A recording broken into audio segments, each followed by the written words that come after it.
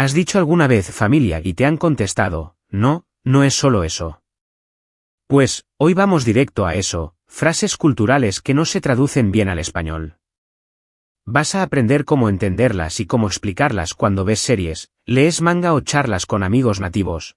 Y todo a nivel B2, claro. Exacto, y lo haremos con ejemplos reales y pequeños diálogos, para que puedas usarlos ya mismo. Vamos a ver por qué una palabra simple como Ohana trae un mundo detrás y cómo evitar errores típicos. Vale, entremos sin rodeos. Hola, hola. ¿Qué tal, María? Hola. Por cierto, la lección completa está en Vocably. Bueno, vamos al grano. Cuando una frase nace de una cultura, no es solo el diccionario, ¿sabes? También hay historia, emociones y una forma de ver el mundo. Totalmente. Mira, el caso famoso, Ohana. Mucha gente traduce Boana como familia, y ya. Pero, o sea, en la cultura havaiana, Ohana habla de cuidado, comunidad, responsabilidad mutua. No es solo tus padres y tus primos, es la red de apoyo. Sí, hubo lío con eso, ¿te acuerdas?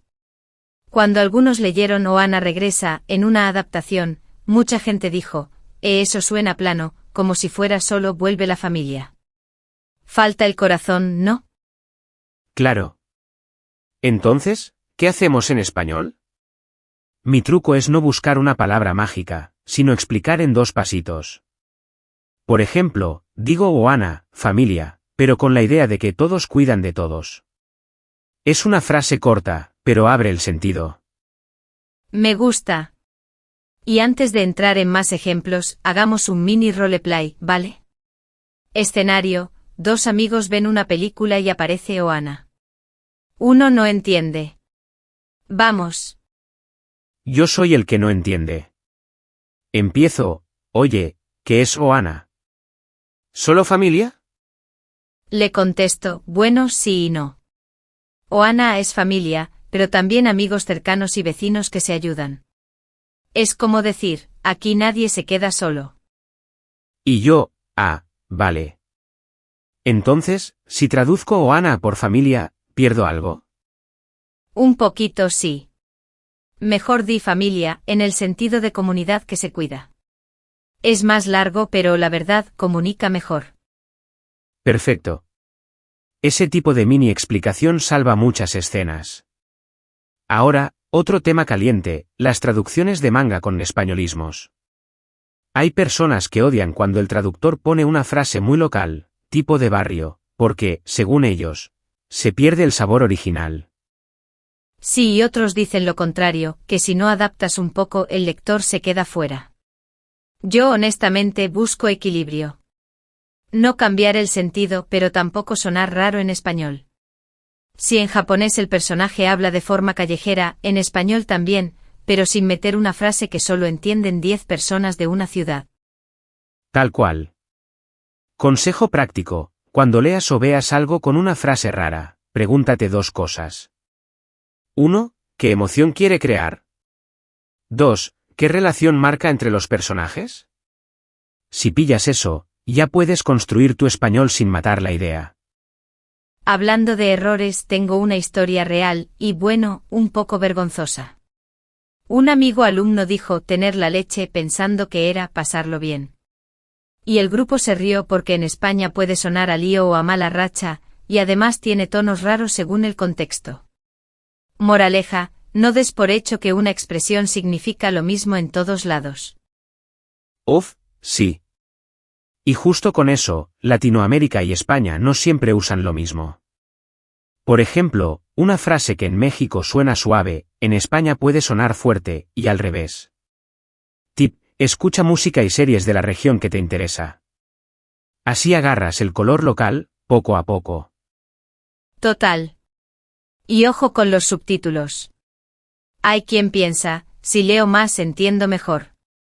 Pero en anime, por ejemplo, a veces te pierdes gestos, silencios, miradas. Y esas cosas, o sea, también traducen, pero sin palabras. Exacto. Yo recomiendo ver una escena corta 2 veces, una con subtítulos, y otra sin. Así notas qué aporta el texto y qué aporta la imagen. Y cuando aparece una frase cultural, paras un segundo y te preguntas, ¿qué cambiaría si digo esto como español estándar? Vamos con otro ejemplo práctico rápido. Palabra japonesa, itadakimasu.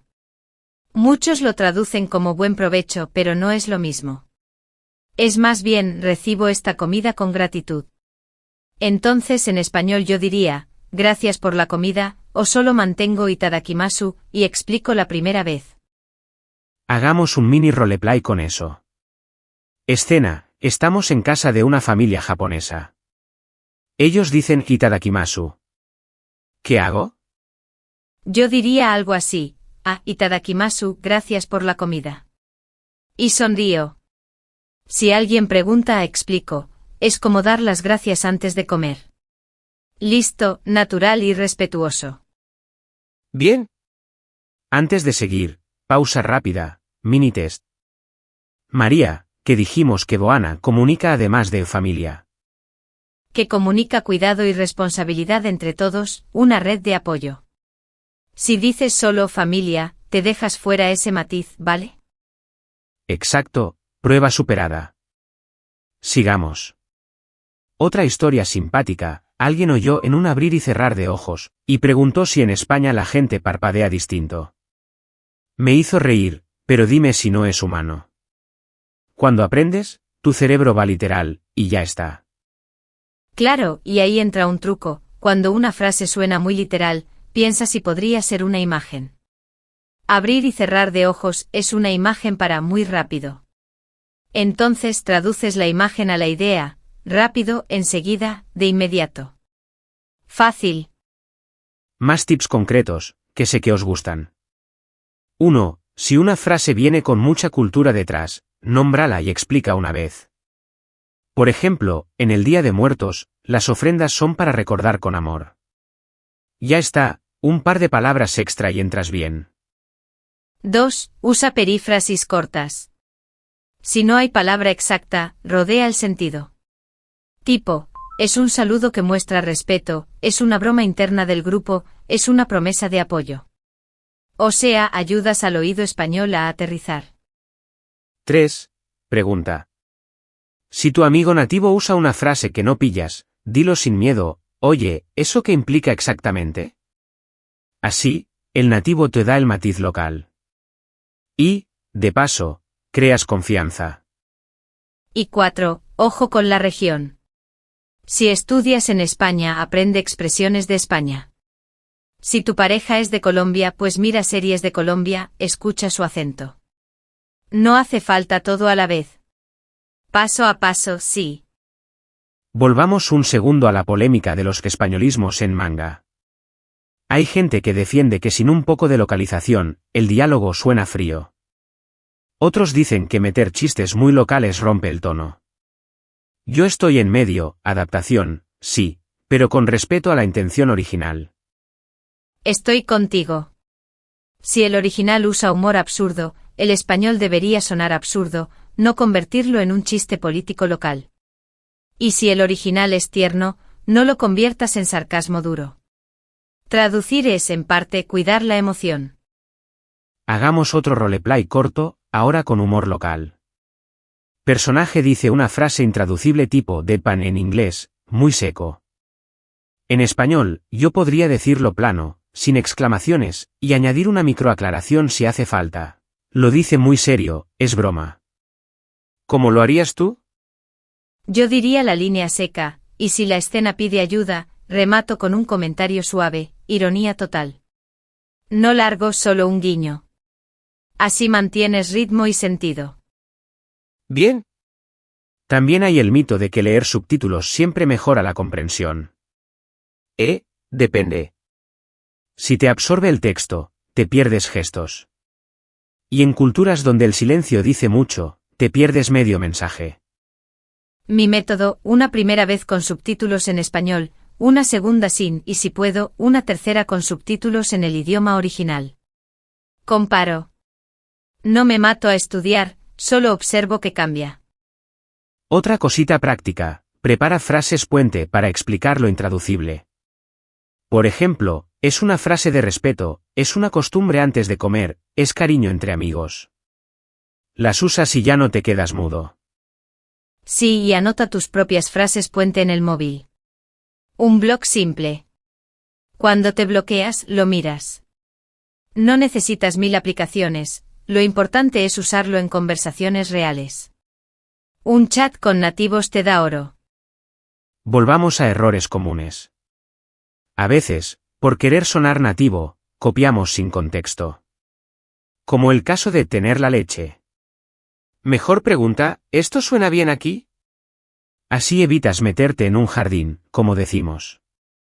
Y no pasa nada por sonar simple al principio. De verdad.